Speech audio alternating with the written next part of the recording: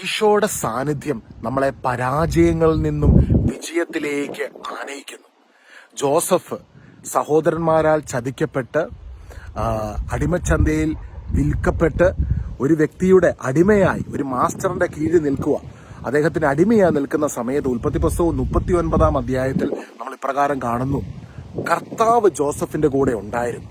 Joseph ജീവിതത്തിൽ വിജയിച്ച ഒരു വ്യക്തിയായി തീർന്നു. അതിന് റീസൺ ആയിട്ട് ബൈബിള് നമുക്ക് തരുന്നത് കർത്താവിന്റെ സാന്നിധ്യം അവന്റെ കൂടെ ഉണ്ടായിരുന്നു.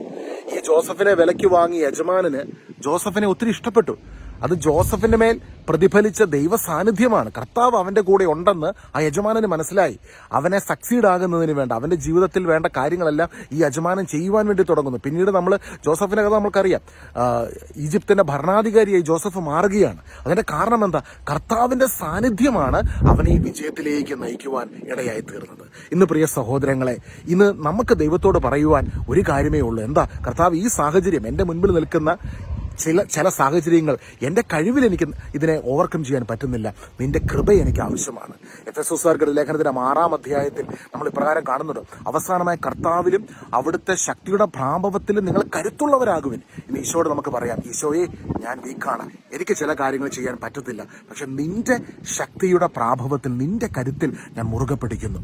ഈശോയെ, നിന്റെ കരുത്തിൽ ഞാൻ മുറുകെ പിടിക്കുന്നു. നീ ഈശോയുടെ മുഖത്തേക്ക് നോക്കി ഒന്ന് പറഞ്ഞ് കണ്ണടച്ചൊന്ന് കണ്ട ഈശോ തൊട്ടു മുൻപിൽ നിൽക്കുന്നത്. ഈശോ നിന്നെ നോക്കി പറയുന്നു: ഞാൻ നിന്റെ കൂടെയുണ്ട്.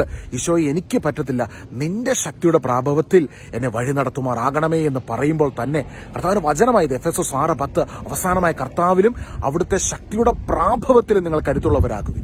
കർത്താവിൽ നിന്ന് ലഭിക്കുന്ന ആ ശക്തി നമ്മളെ ജീവിതത്തിൽ വിജയത്തിലേക്ക് നയിക്കും, പരാജയങ്ങളിൽ നിന്ന് വിജയത്തിലേക്ക് നയിക്കും.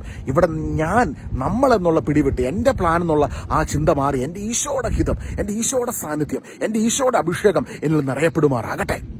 ഹല്ലേലൂയ. ഇതായിരുന്നു ജോസഫിന്റെ ജീവിതം. ഇതാണ് ജോസഫിനെ സക്സസ്ഫുൾ ആക്കി തീർത്തത്.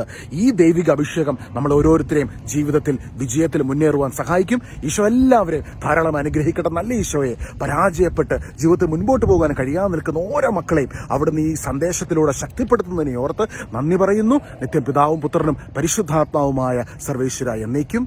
ആമേൻ.